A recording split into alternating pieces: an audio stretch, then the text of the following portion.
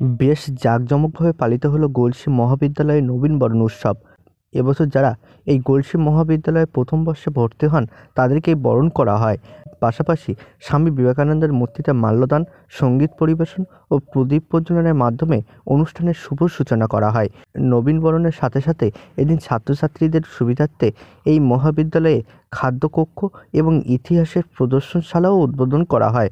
আগত অতিথিরা বক্তব্য রাখতে গিয়ে গলসি এলাকার ছাত্রছাত্রীদের কাছে এই মহাবিদ্যালয় কতটা গুরুত্বপূর্ণ সেটা তুলে ধরেন এবং বর্তমান ছাত্রছাত্রীদের সাফল্য কামনা করেন। নবাগতদের গলসি মহাবিদ্যালয়ে তাদেরকে স্বাগত জানানোর জন্য আজকে প্রস্তুত হয়েছি। আমরা গলসি মহাবিদ্যালয়ের পক্ষ থেকে তাদেরকে আজকে আনুষ্ঠানিকভাবে বরণ করে নিলাম।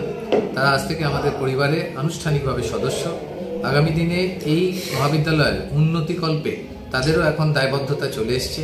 এখন তারাও তাদের পঠন পাঠন, তাদের দীপ্তি বুদ্ধি এবং জ্ঞানের ভাণ্ডারের সাহায্য নিয়ে কলেজের উন্নতির জন্য তারাও আমাদের সাথে সহযোগী হবে। পুরনোরা তাদের জায়গা আস্তে আস্তে ছাড়বে, নতুনরা সেই জায়গায় দায়িত্ব নেবে এবং এইটাই পরিবর্তন। এই পরিবর্তনের মাধ্যমে উন্নতি, উন্নয়ন।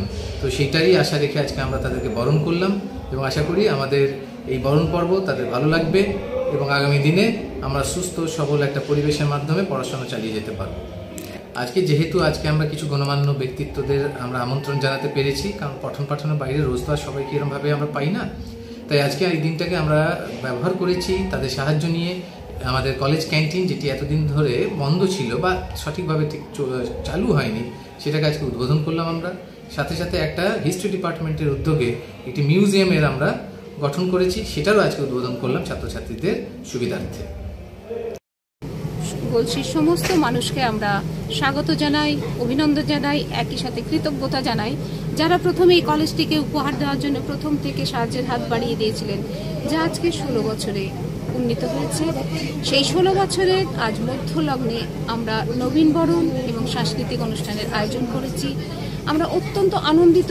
ছাত্র মুখে যদি হাসি ফুটিয়ে দেওয়া যায় সেটাই তো কর্তৃপক্ষের কাজ। আমরা সেটা আজ করতে পেরেছি শুভ উদ্বোধনের মধ্যে দিয়ে।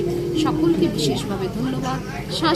সংস্কৃতি মানেই তো শিক্ষা, শিক্ষা মানেই তো ডিসিপ্লিন। সুতরাং এই বিষয়টাকে আমরা আরো গভীরতর এবং উন্নততর করব এই আশা রাখি।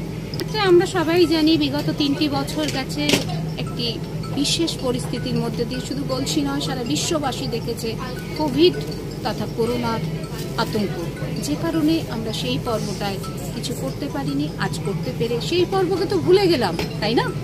সেটা তো এখন অতীত। সুতরাং বর্তমানের আনন্দ নিয়েই আমরা বেঁচে থাকবো। ছাত্রছাত্রী